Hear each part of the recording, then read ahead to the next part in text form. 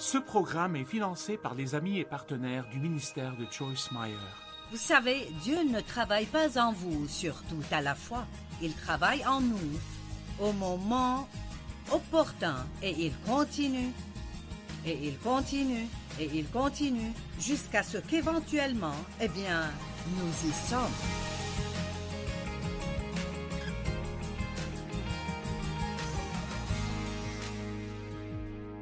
Merci de vous être joints à nous dans notre programme aujourd'hui. Et ce dont je veux vous parler aujourd'hui vous aidera vraiment à profiter plus de la vie. Je vais vous parler aujourd'hui d'être patient envers vous-même.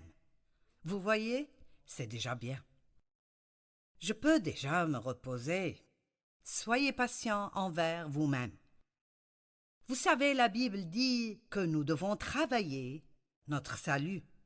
Non pas travailler pour notre salut, parce que le salut est un don gratuit qui nous est donné par la grâce de Dieu, que nous recevons par la foi. Nous ne pouvons pas nous sauver nous-mêmes, nous ne pouvons rien faire pour être assez bons pour mériter ce que Jésus a fait pour nous. C'est un cadeau, nous le recevons par la foi. Mais quand nous avons eu ce salut, quand Dieu nous a donné tout ce dont nous avons besoin, il l'a mis à l'intérieur de nous, mais la Bible dit que nous devons le travailler. Travaillez votre salut. Pas par vos propres forces, car c'est Dieu qui tout ce temps travaille en vous.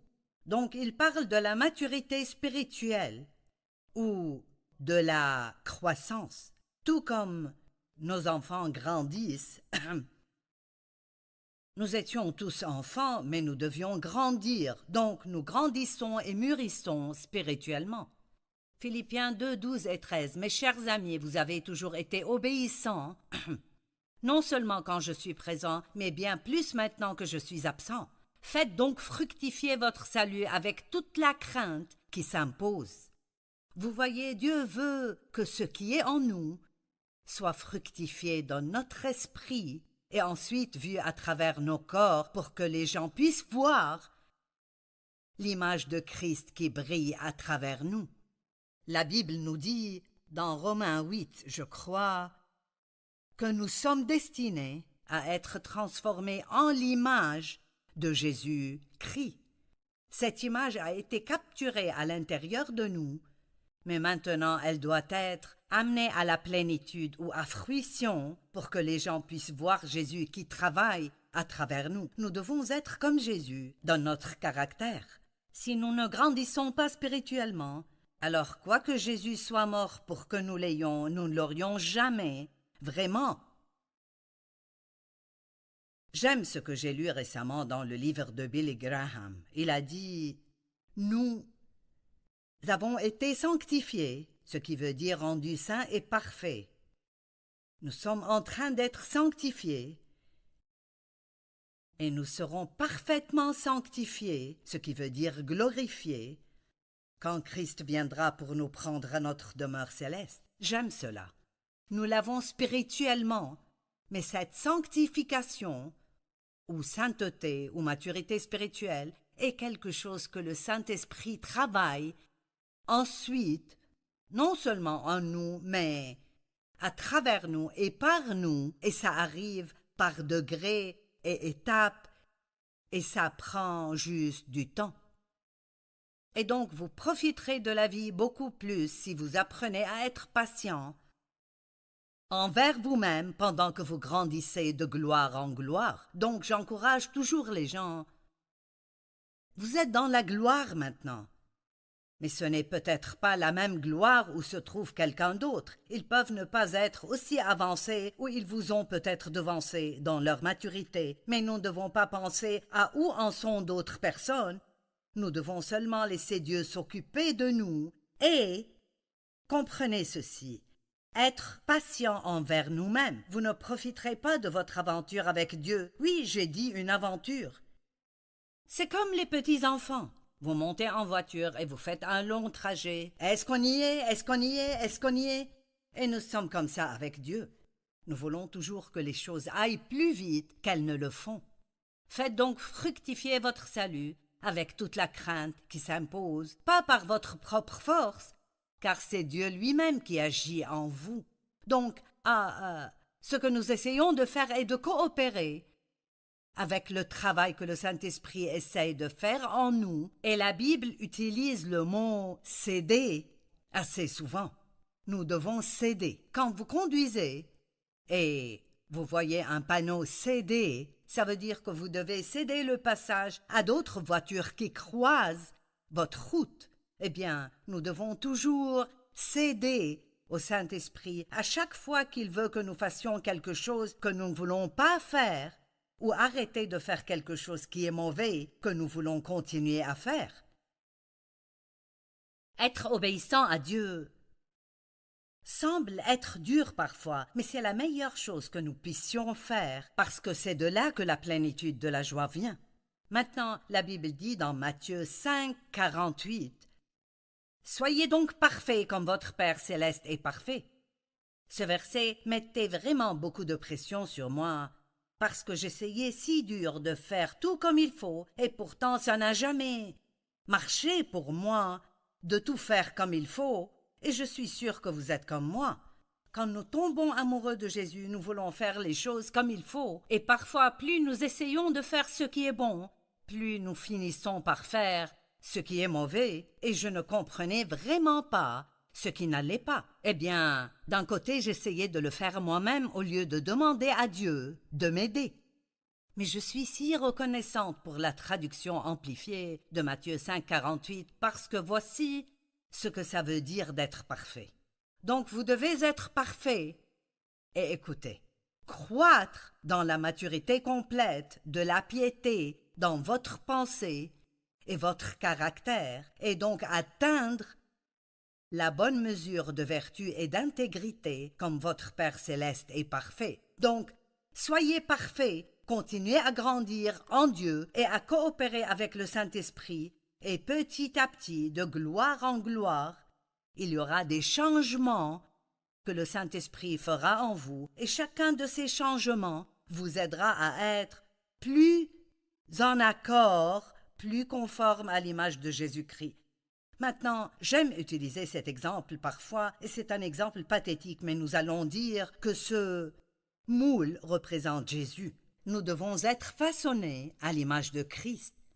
Eh bien, la parole de Dieu dit que si quelqu'un est en Christ, il est une nouvelle créature. Les choses anciennes sont passées et toutes choses sont devenues nouvelles. Donc, nous sommes comme une nouvelle argile spirituelle. En d'autres termes, toutes les choses anciennes sont passées et Dieu a une nouvelle toile qu'il commence et il veut faire un travail parfait à l'intérieur de nous. En tant que croyants en Dieu, vous avez tous les fruits de l'Esprit en vous. Vous avez été rendus justes devant Dieu à travers Christ. Vous avez un cœur parfait envers Dieu, mais votre comportement n'est pas encore parfait.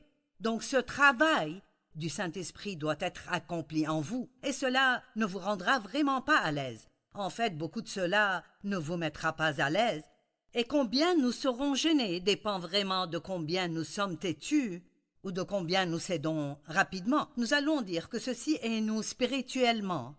Et il y a un processus de moulage. Il est écrit que nous sommes destinés à être façonnés selon l'image de Jésus-Christ. Si cette argile ressentait quelque chose, je suis sûre que maintenant elle dirait « Cela n'est vraiment pas confortable, arrête, arrête !» Mais Dieu ne peut pas s'arrêter. Il doit travailler pour que nous puissions devenir ce qu'il veut que nous soyons. Donc maintenant, je n'ai toujours pas exactement la bonne forme. Je dois continuer ceci juste un peu. J'y arrive presque. D'accord, maintenant. Wow! Maintenant, je peux être façonné selon l'image de Jésus. Mais, qu'est-ce qui arrivera là? Eh bien, je trouverai qu'il y a trop de moi pour prendre l'image de Christ. Donc, certaines choses devraient partir. Peut-être que je parle un peu trop de choses dont je ne devrais pas parler. Donc Dieu doit travailler en moi, et cette partie de moi doit partir. Peut-être que mes pensées ne sont pas ce qu'elles devraient être, et elles me nuisent plus que je ne pourrais imaginer. Donc Dieu commence à travailler en moi concernant mes pensées, et cela doit partir. Ou peut-être que je suis pleine d'apitoiement sur soi et je perds des journées à m'apitoyer sur moi-même, et c'est la chose suivante sur laquelle Dieu travaille en moi.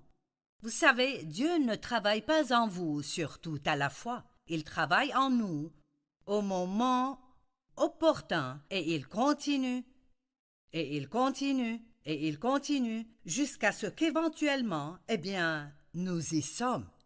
Et vous savez, il faut une vie entière pour parfaire cela. Mais nous n'avons rien de mieux à faire que de travailler avec Dieu, de coopérer avec le Saint-Esprit pour être tout ce que Dieu veut que nous soyons. N'est-ce pas bon maintenant? Qui voudrait être tout ce que Dieu veut qu'il soit et est prêt à prendre sa croix et le suivre? Prendre votre croix ne veut pas dire que vous allez avoir toutes sortes de choses tragiques qui arriveront dans votre vie. Je crois que prendre la croix est d'être prêt à vivre une vie désintéressée qui n'est pas centrée sur nous, mais qui est centrée sur la volonté de Dieu. Ne soyez pas têtus, cédez. Soyez de l'argile qui est souple et malléable. Vous êtes une nouvelle créature. J'ai amené de la nouvelle argile parce que je ne voulais pas commencer avec de l'argile vieille, dure et sèche. Si quelqu'un est en Christ, il est une nouvelle créature. Il est une nouvelle argile spirituelle. Tout ce dont il a besoin, il l'a. Il a juste besoin de laisser le Saint-Esprit travailler en lui et se débarrasser de choses qui ne feront que lui nuire, mais il ne sait pas encore que c'est là ce qui arrivera. Maintenant, j'ai une caméra Polaroid ici. Donc, vous savez comment ces trucs fonctionnent. Disons que je prendrai une photo d'Amanda là-bas. Elle est derrière la caméra. Vous ne pouvez pas la voir, mais je peux la voir. Donc, je vais... Maintenant, j'ai pris Amanda en photo, mais ça prendra près de 10 minutes d'exposition à la lumière avant que je ne voie cette image. L'image de Christ a été prise à l'intérieur de vous, mais ça prendra plus que 10 minutes. Il faudra des années pour qu'on voie l'image complète de Christ à travers vous. Si je me mettais là pendant 10 minutes et je regardais ceci graduellement, très graduellement, je verrais quelque chose. Et au début, je dirais, qu'est-ce que c'est? Ça ne ressemble à rien du tout. Mais ultimement, j'aurai une photo d'Amanda et quand elle apparaîtra, je vous la montrerai. Maintenant, voici une caméra normale. Beaucoup de personnes utilisent toujours celle-ci, les gens les utilisaient avant. Et j'ai fait quelque chose avec, elle fait du bruit maintenant. Donc, avec ce genre de caméra, vous n'aurez pas de résultat aussi rapidement que nous l'avons eu avec la caméra Polaroid. C'est un modèle plus nouveau, mais avec les caméras anciennes, vous preniez votre photo, l'obturateur s'ouvrait assez longtemps pour que la lumière entre. Quand la lumière entre dans votre vie, vous obtenez cet aperçu, cette image de ce que vous pourriez être en Christ. Mais après, ce film doit passer par un processus encore plus long et il doit être pris dans une chambre noire. N'est-ce pas intéressant que l'image se développe entièrement dans une chambre noire avant que quiconque ne puisse en fait voir ce qu'elle est? Certains d'entre vous n'aimeraient pas cela, mais cette chambre noire représente les choses difficiles que nous traversons, que nous ne comprenons pas et que nous n'aimons pas et nous ne voulons pas. Elles nous déroutent et nous ne les comprenons pas, mais c'est dans ces moments les plus difficiles que nous grandissons vraiment dans notre marche avec Dieu. La patience. Le dictionnaire grec dit que c'est un fruit de l'esprit qui grandit uniquement dans les épreuves. Comment pourriez-vous apprendre à être patient quand vous n'en avez pas l'opportunité? Beaucoup ne sont pas intéressés par la prière pour la patience parce qu'ils savent ce qui arrivera quand ils le font. Ils auront des problèmes. Je comprends cela. J'ai prié pendant des années pour que Dieu me rende patiente, et je sentais que rien n'arrivait. Eh bien, qu'est-ce qui arrivait? Je grandissais dans la patience. Et vous savez, il y a tellement d'histoires dans la Bible à propos de personnes qui sont passées par des temps difficiles et ils s'en sont sortis à la fin très victorieux. Jacques 1,3 dit « Mais comprenez que la mise à l'épreuve de votre foi produit l'endurance et la persévérance et la patience. » Eh bien, j'ai très souvent dit « Ces temps ont sorti beaucoup d'autres choses de moi avant d'arriver à la patience. Vous ne connaissez pas vraiment le vrai vous avant de voir comment vous réagissez et répondez dans les temps difficiles. C'est là que vous pouvez vraiment voir le caractère de la personne quand elle n'obtient pas ce qu'elle veut ou quand quelque chose d'injuste arrive avec elle et Dieu lui demande de marcher dans l'amour vers la personne qui l'a traitée injustement. Je ne sais pas ce que vous traversez maintenant. Il y a une bonne chance que beaucoup d'entre vous, peut-être la plupart d'entre vous, passent par quelque chose de difficile dans votre vie même maintenant. Et je veux vous encourager, pendant ces temps, pas quand ils sont terminés et vos problèmes sont tous réglés, mais pendant ces temps, de laisser les gens voir Christ qui brille à travers vous. À chaque fois que vous êtes dans un endroit obscur, quelque chose de merveilleux arrive si vous n'abandonnez pas votre foi. Dans Daniel, il est écrit qu'il y avait 3 hommes, Shadrach, Meshach et Abednego, ils étaient des amis de Daniel, qui ont été jetés dans la fournaise ardente de l'affliction, parce qu'ils ont refusé de se prosterner et d'adorer le roi. Ils étaient déterminés d'adorer Dieu et Dieu seul. Et à cause de cela, il y a eu un ordre furieux de les jeter dans la fournaise. Ils ont pris la bonne décision, et le roi s'est tellement énervé qu'il a dit « Chauffez la fournaise 7 fois plus que d'habitude ». Maintenant, vous savez quoi? C'est vraiment un défi quand vous faites ce qui est juste, et il vous semble que vous obtenez un résultat mauvais. Peut-être que vous commencez juste à donner de vos finances à l'œuvre du Seigneur, et il vous semble que, tout d'un coup, vous n'avez rien d'autre qu'un problème financier après l'autre. Eh bien, cela pourrait être un test pour voir si vous donnez juste pour obtenir quelque chose d'autre ou parce que vous aimez vraiment Dieu et vous voulez voir son évangile être prêché. Donc, si vous persévérez et vous continuez à semer et à donner ce que Dieu vous dit de donner, vous récolterez au bon moment si vous n'arrêtez pas et vous n'abandonnez pas. Vous savez, nous ne sommes pas arrivés au problème que nous avons et nous n'avons pas détruit nos vies avec une seule erreur et nous n'en sortirons pas avec une seule bonne décision. Nous devons continuer dans la parole de Dieu et nous devons continuer à faire ce qui est bon et continuer à le faire et éventuellement, waouh! Tout d'un coup, nous ne sommes plus la personne que nous étions avant. Nous avons appris comment nous comporter comme Jésus se comporte. Eh bien, comme nous lisons ces versets, il est écrit « Ces 3 hommes furent ligotés, tout habillés et jetés dans la fournaise ardente. » Maintenant, ils étaient ligotés quand ils ont été jetés dans la fournaise. Et ces 3 hommes tombèrent liés au milieu de la fournaise.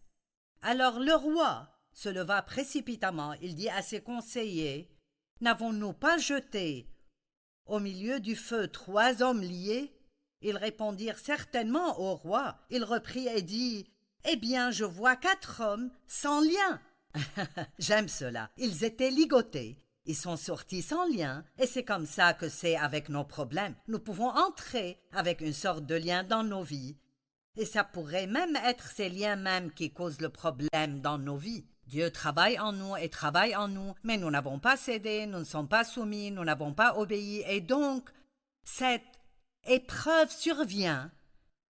Et peut-être que c'est juste l'ennemi qui essaye de nous détruire, et Dieu le permet parce qu'il sait que cela sortira de vous quelque chose qui fera de vous une meilleure personne et vous aidera à être plus mûr spirituellement. Et ils sont entrés ligotés, mais ils sont sortis sans lien. Et devinez ce que le roi a vu. Nous avons jeté 3 hommes là-dedans, mais maintenant je vois 4 hommes, et la figure du 4e ressemble à celle d'un fils des dieux. Vous savez quoi? Vous ne serez jamais seul dans les endroits sombres de votre vie. Dieu sera toujours là avec vous, que vous sentiez qu'il l'est ou non. Et pour ceux d'entre vous qui souffrent maintenant, comme vous me regardez, vous avez peut-être des larmes qui coulent de vos yeux, mais laissez-moi vous dire que Jésus est avec vous en ce moment, et il a un plan pour amener quelque chose de bien de cette situation. Je veux que vous compreniez cela aujourd'hui.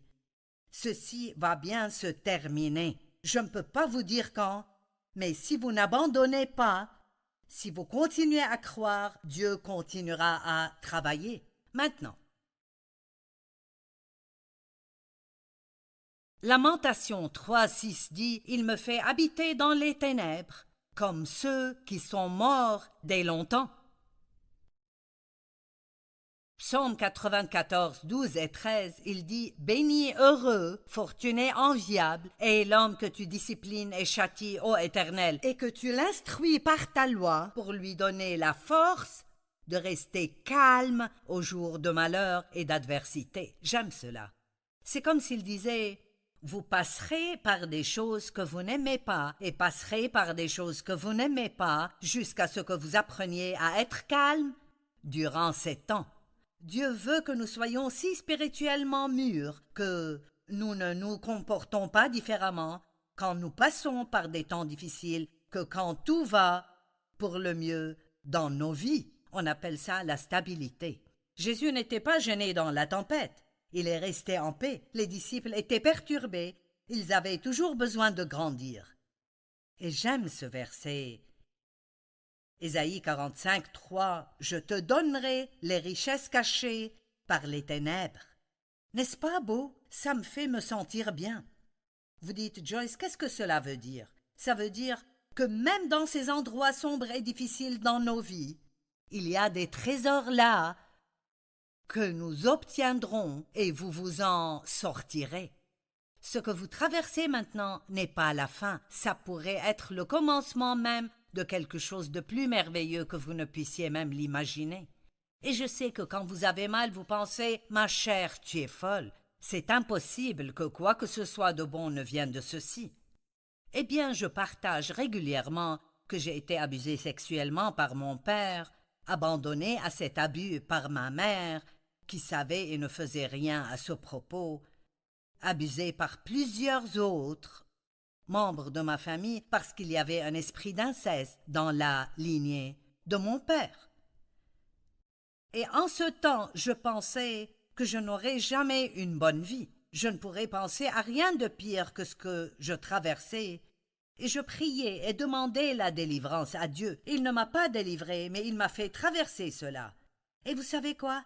J'ai une vie tellement merveilleuse maintenant. Et Dieu a utilisé les choses qui me sont arrivées pour aider littéralement des millions de personnes partout dans le monde. Que vous soyez passé par quelque chose comme ça, ou que vous ayez mal d'une autre façon, la douleur est la douleur. Mais je suis une preuve vivante que Dieu peut prendre quoi que ce soit de mal qui arrive dans votre vie et il peut en faire quelque chose de bien. Que votre douleur devienne votre message. Que votre douleur devienne votre miracle. Matthieu 10, 27. Ce que je vous dis dans les ténèbres, dites-le en plein jour. C'est exactement ce que je fais aujourd'hui. Ce que j'ai appris dans les jours sombres de ma vie, je l'ai dit maintenant en plein jour. Et je crois que ce que je dis aujourd'hui aide des gens partout dans le monde. Ce message sera diffusé à la télévision en plus de 100 langues différentes. Combien est-ce merveilleux! Je parle anglais, mais à travers la technologie et à travers des traducteurs, nous pouvons emmener ceci aux gens en toutes sortes de langues. Et vous savez quoi? Où que vous viviez sur cette terre, nous avons les mêmes genres de problèmes.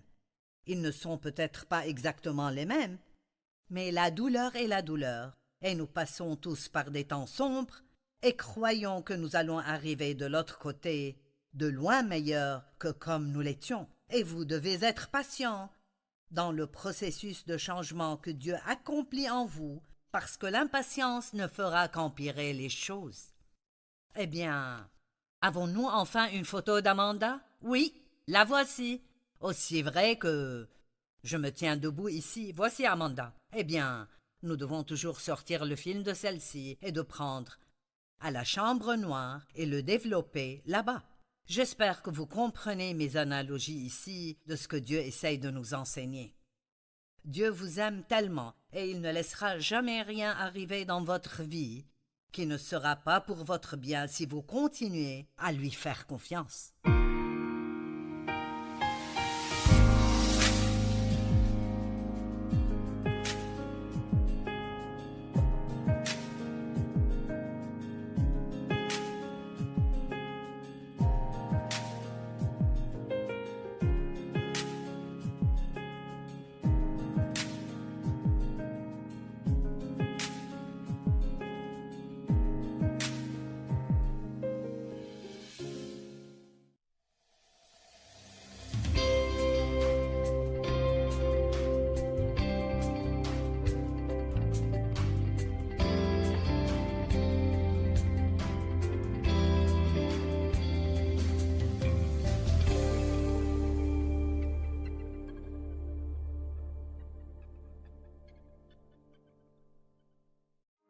Ce programme est financé par les amis et partenaires du ministère de Joyce Meyer.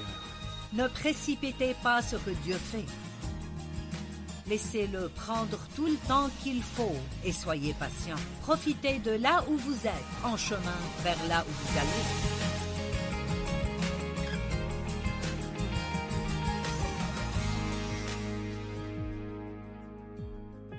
Merci de vous être joints à moi aujourd'hui dans notre programme. Si vous avez vu le programme hier, j'ai enseigné à propos d'être patient envers vous-même pendant votre croissance et de ce que Dieu fait une bonne œuvre à l'intérieur de nous quand nous sommes nés de nouveau.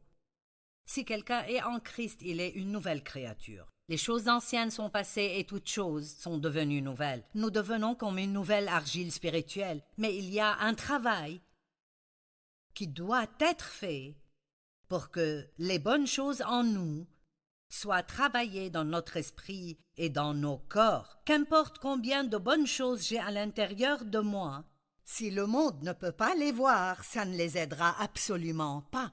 Donc notre comportement, comprenez cela, notre comportement est très important.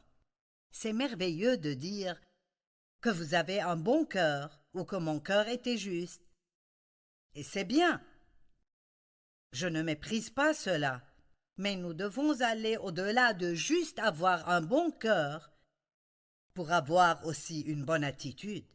Et cela est un processus. Ça prendra du temps.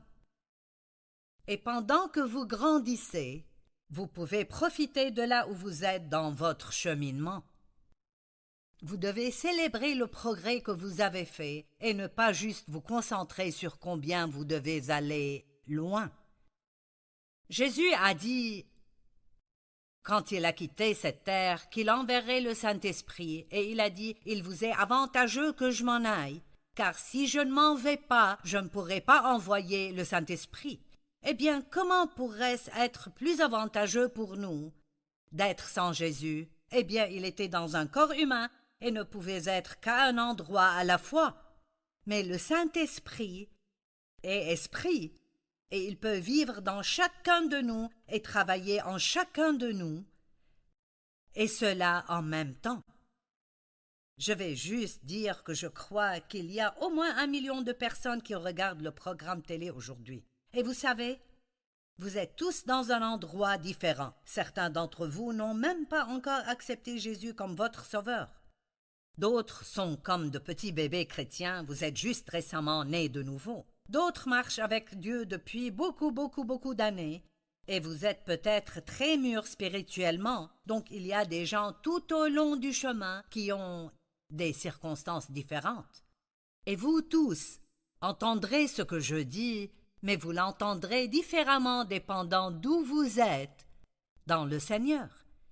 Et l'une des choses que je veux vous dire dès maintenant est qu'il n'y a pas de succès instantané. Tout le monde veut commencer quelque chose et être un succès et que tout soit bon et magnifique tout d'un coup.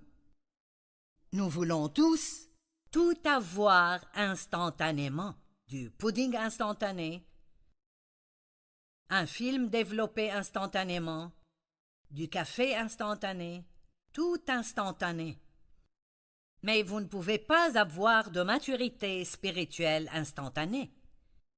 Vous avez le four à micro-ondes aujourd'hui, ce qui prenait peut-être des heures pour être fait dans le four peut être fait très rapidement au micro-ondes. Mais il n'y a pas de maturité spirituelle instantanée. Nous devons persévérer pour arriver. Deutéronome 7,22 dit que Dieu nous délivrera de nos ennemis peu à peu. Je n'aime vraiment pas ce mot « peu ». Je préfère de loin le mot « beaucoup ». J'aime de grand à plus grand, de plus à encore plus. Mais ici, il dit que nous allons vaincre nos ennemis peu à peu. Donc ce verset dans Deutéronome 7,22 dit « L'Éternel, ton Dieu, chassera peu à peu ces nations loin de ta face.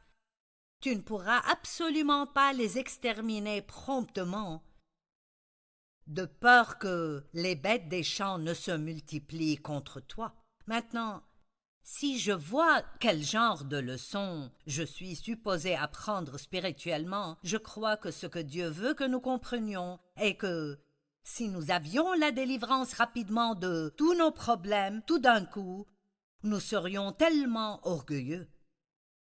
Et qu'est-ce qui arrive quand vous êtes orgueilleux? Vous commencez à prendre la gloire qui appartient à Dieu pour vous-même. Et honnêtement, quand vous êtes délivré de quelque chose rapidement, vous ne pouvez pas comprendre pourquoi peut-être que ça prend aussi longtemps pour quelqu'un d'autre de faire ce que vous avez fait rapidement.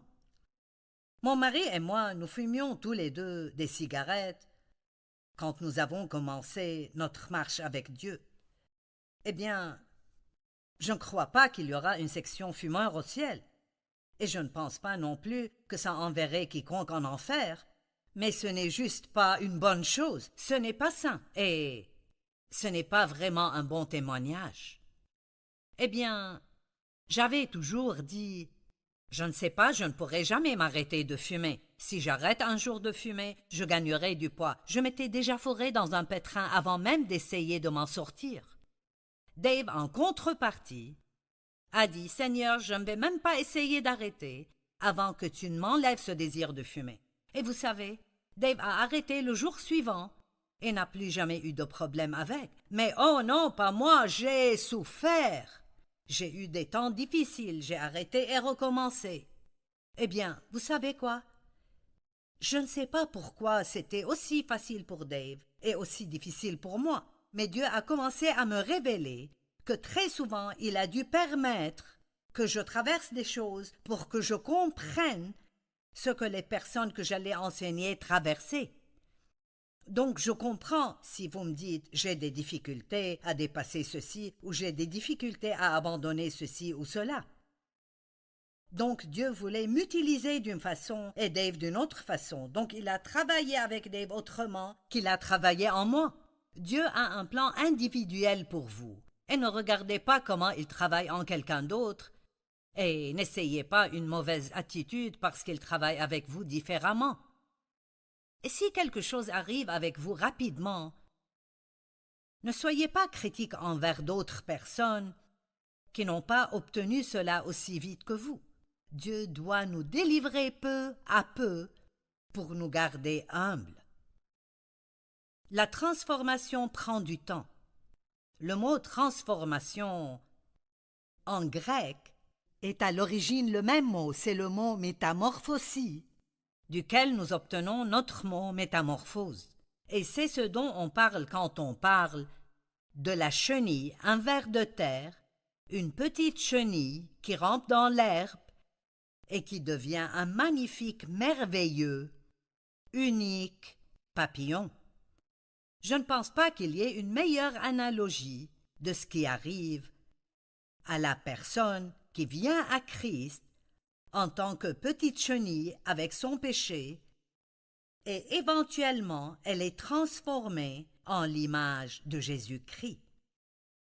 Ce qui est intéressant dans cette métamorphose, c'est que cette chenille qui rampe par terre, quand le temps vient pour que ce changement arrive, et peut-être que certains d'entre vous disent « Je sais que j'ai besoin de changer et je ne sais pas comment ». Peut-être que vous devez donner votre vie à Christ. Ou peut-être que vous avez abandonné votre vie à Christ, mais il y a beaucoup de choses dans votre vie que vous n'avez pas encore abandonnées. Vous l'avez accepté comme sauveur, mais vous n'avez pas fait de lui votre Seigneur. Il y a des domaines dans votre vie qu'il ne peut pas remplir parce qu'ils sont toujours pleins de vous. Donc je crois que tous ceux qui regardent aujourd'hui, j'espère que Dieu vous montrera quelque chose qui vous aidera à grandir spirituellement dans un domaine de votre vie. La chenille, ultimement, quand elle sait que c'est le moment de changer, elle rampe sur un arbre et se met sur une branche. Et d'habitude, c'est à l'arrière de la branche, et elle tisse un cocon autour d'elle-même et s'attache à la branche. Et ensuite, juste, il semble, si vous la regardez, que rien n'arrive. Est-ce que vous ressentez cela? Vous dites, « Mon Dieu, rien n'arrive dans ma vie. J'ai prié. J'ai rampé sur ma branche. J'attends que Dieu fasse quelque chose et rien n'arrive. » Mais si vous pouviez voir dans ce cocon, vous verriez que beaucoup de choses arrivent. Dieu a quelque chose qu'il a préparé pour vous, mais il doit vous préparer pour ce qu'il a préparé. Dieu a de grandes choses que vous devez faire dans la vie, mais vous n'êtes pas encore vraiment prêt. Ce qu'il a pour vous est prêt, mais vous n'êtes pas prêt. Invitez Dieu à faire dans votre vie ce qu'il veut faire et demandez-lui chaque jour de coopérer avec lui au lieu de combattre contre lui. « Oh Dieu, aide-moi à coopérer avec le travail que tu veux faire en moi. » J'ai même prié des choses comme « Dieu, s'il le faut, lie-moi à ton autel pour que je ne puisse pas m'éloigner de toi, qu'importe combien je voudrais m'enfuir. » Et il est dit que cette chenille se transforme complètement en liquide, ce qui est semblable à ce qui doit arriver avec nous parfois. Nous devons juste nous transformer en tout ce que tu veux, Dieu. Et ensuite, ce papillon commence à se développer. J'ai entendu une histoire à propos d'un homme qui a vu ce papillon se débattre dans le cocon pour essayer de sortir. Si vous le regardez passer par tout le processus, vous pouvez voir la difficulté comme il essaye de sortir du cocon. Et il a aidé le papillon, c'est ce qu'il a pensé, en ouvrant le cocon avant qu'il ne soit prêt. Allez, je veux que vous compreniez ceci. Et vous savez quoi? Le papillon est mort. Ne précipitez pas ce que Dieu fait. Laissez-le prendre tout le temps qu'il faut et soyez patient. Profitez de là où vous êtes, en chemin vers là où vous allez. Et ces jours où vous êtes très découragé, rappelez-vous que même si vous ne le voyez pas, vous ne voyez aucun signe de cela. Dieu est en train de faire un travail en vous. Philippiens 1,6 dit que celui qui a commencé en vous son œuvre la poursuivra jusqu'à son achèvement. Il y a une histoire dans la Bible sur la transformation. Nous l'appelons l'histoire du fils prodigue. Mais regardons cette histoire aujourd'hui. Jésus dit « Un homme avait 2 fils. » Luc 15, en commençant au verset 11. Le plus jeune dit à son père « Mon père, donne-moi ma part de l'héritage. » Et le père fit le partage de ses biens entre ses 2 fils. Maintenant, le fait même que ce garçon ait demandé sa part de l'héritage avant qu'il ne soit temps montre de l'immaturité. En ces jours, demander à votre père votre héritage alors qu'il est toujours en vie veut dire « si seulement tu étais mort ». Nous sommes si pressés d'obtenir des choses que nous ne sommes pas encore prêts à avoir. Tellement d'entre nous pensent que nous sommes prêts pour ceci, nous sommes prêts pour cela. Mais vous savez, vous êtes prêts quand Dieu dit que vous êtes prêts. Et quand il dit que vous êtes prêts, quand il voit que vous êtes prêts, il ouvrira les bonnes portes pour vous au bon moment.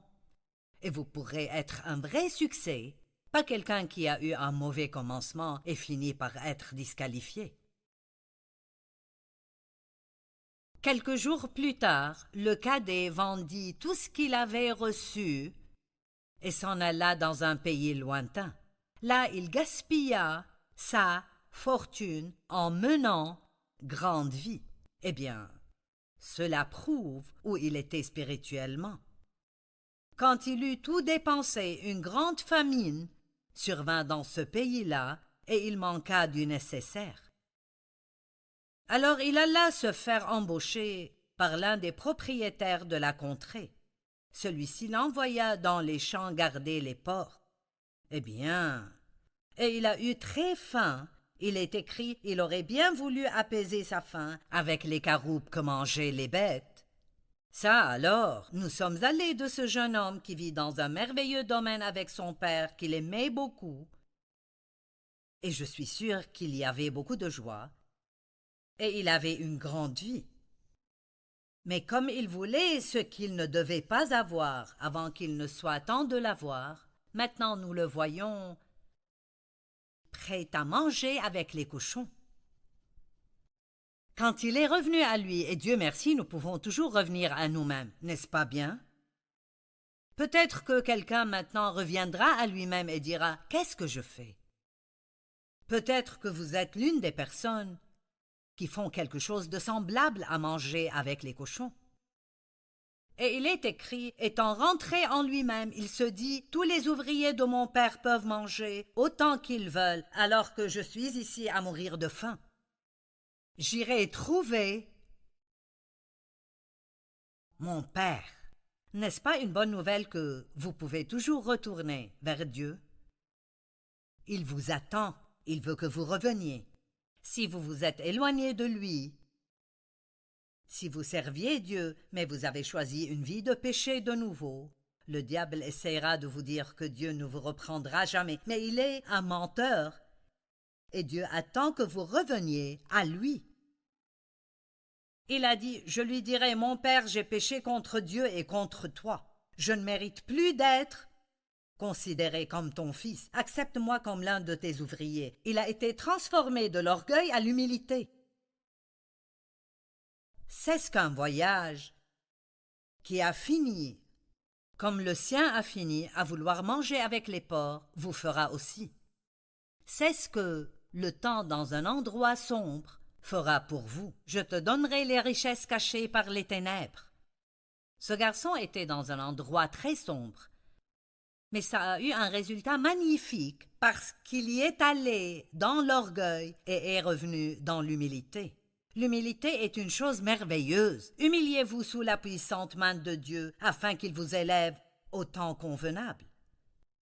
Quelqu'un a besoin d'entendre cela. Humiliez-vous sous la puissante main de Dieu afin qu'il vous élève au temps convenable. Arrêtez d'essayer de faire arriver des choses vous-même et priez à ce propos et attendez le temps parfait de Dieu dans votre vie. Il se leva pour se rendre chez son père. Comme il se trouvait encore à une bonne distance, son père l'aperçut et fut pris d'une profonde pitié pour lui, et il courut vers son fils. Maintenant, ce qui est merveilleux dans cette histoire est que dans cette culture, les hommes âgés ne couraient pas. C'était considéré comme étant une chose inappropriée. Mais le père était si heureux qu'il se moquait de ce que quiconque penserait. Il a couru vers son fils. Et si vous pensez même à vous tourner dans la direction de Dieu aujourd'hui, il est si heureux qu'il vous attend déjà avec les bras grands ouverts. Il court vers vous et tout ce que vous devez faire est de faire un pas dans la bonne direction. Il y a un numéro sur votre écran. Et si vous voulez avoir une relation avec Dieu et recevoir Christ comme votre sauveur, appelez ce numéro et quelqu'un priera avec vous. Et vous pourrez inviter Jésus dans votre vie pour qu'il soit votre Seigneur et votre Sauveur. Allez, les bras de Dieu sont ouverts. Il attend que vous reveniez à lui. Mon Père, j'ai péché contre Dieu et contre toi. Je ne mérite plus d'être considéré comme ton fils. Mais le Père, le voyant de très loin, courut vers lui. Le fils a dit, Père, j'ai péché contre Dieu et contre toi, je ne mérite pas d'être ton fils. Mais le Père dit à ses serviteurs, vite, allez chercher le meilleur habit que vous trouverez, passez-lui une bague au doigt et chaussez-le de sandales. Tuez le veau que nous avons engraissé. Nous allons faire un grand festin et nous réjouir. Je peux vous garantir que ce garçon était encore loin de la perfection. Mais il a fait un peu de progrès. Et Dieu a dit, nous allons faire un festin et nous réjouir. Vous savez quoi? Je crois vraiment que nous devons célébrer notre progrès au lieu d'être déprimés et découragés en voyant la distance que nous devons toujours parcourir. Eh bien, il y avait un autre frère là, il est appelé le frère aîné. Cela nous dit en fait qu'il était plus âgé que son petit frère. Et il aurait dû avoir plus de sagesse. Plus nous vivons longtemps, plus nous devrions avoir de sagesse.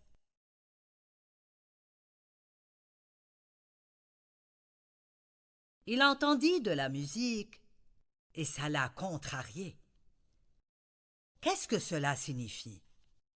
Et les serviteurs lui ont dit, c'est ton frère qui est de retour. Ton père a fait une grande fête, il a tué le veau gras. Bla bla bla bla bla.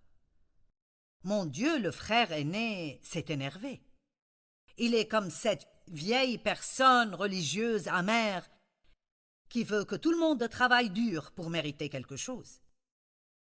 Et il s'est énervé parce qu'il ne pensait pas que son frère méritait une fête. Vous savez quoi?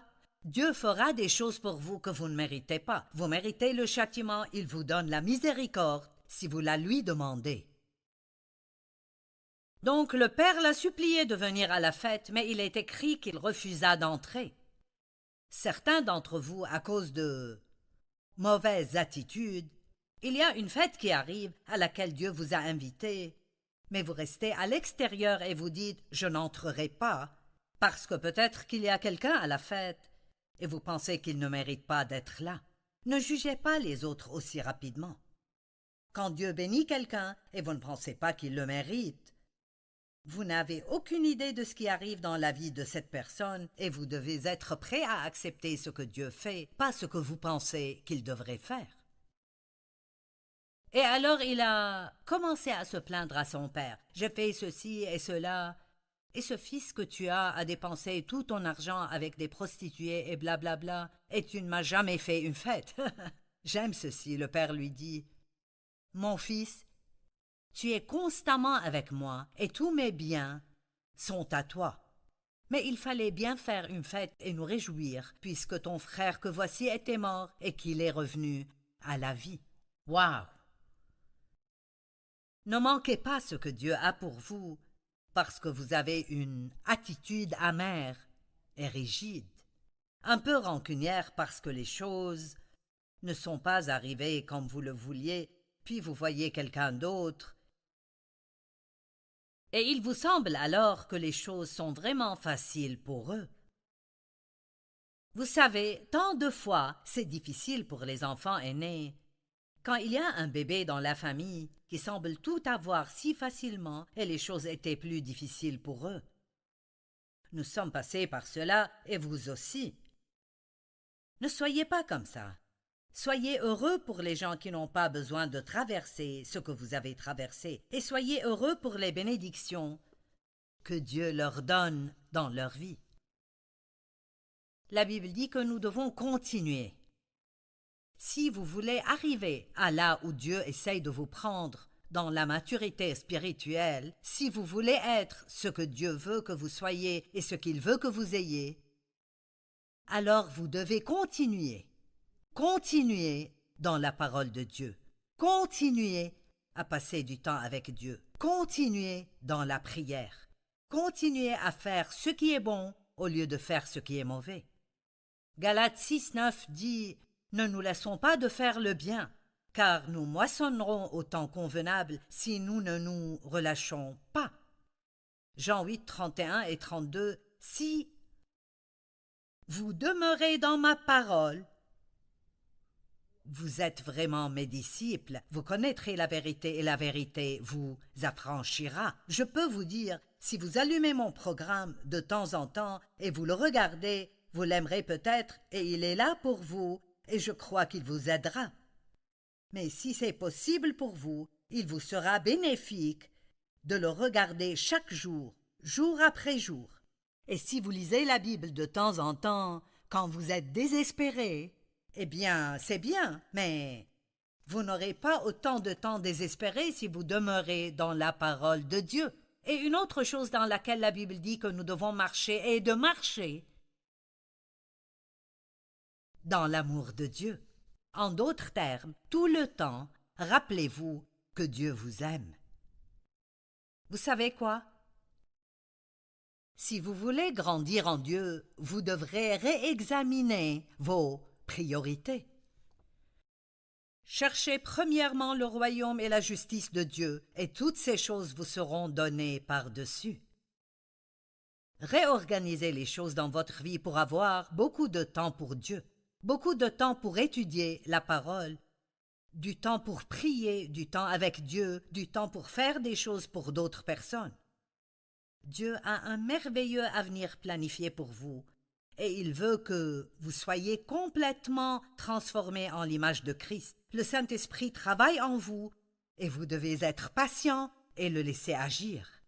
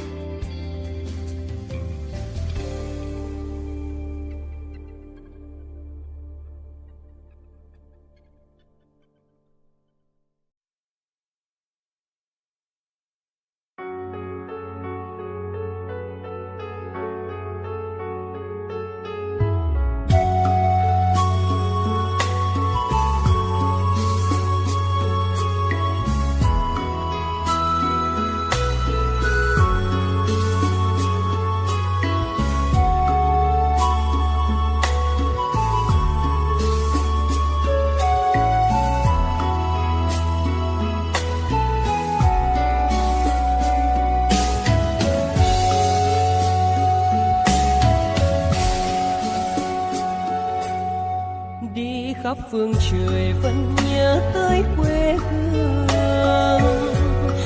Người về đây thăm làng trù quê mẹ và làng sen quê cha, xúc động bồi hồi người rơi giọt lệ thương mái nhà tranh.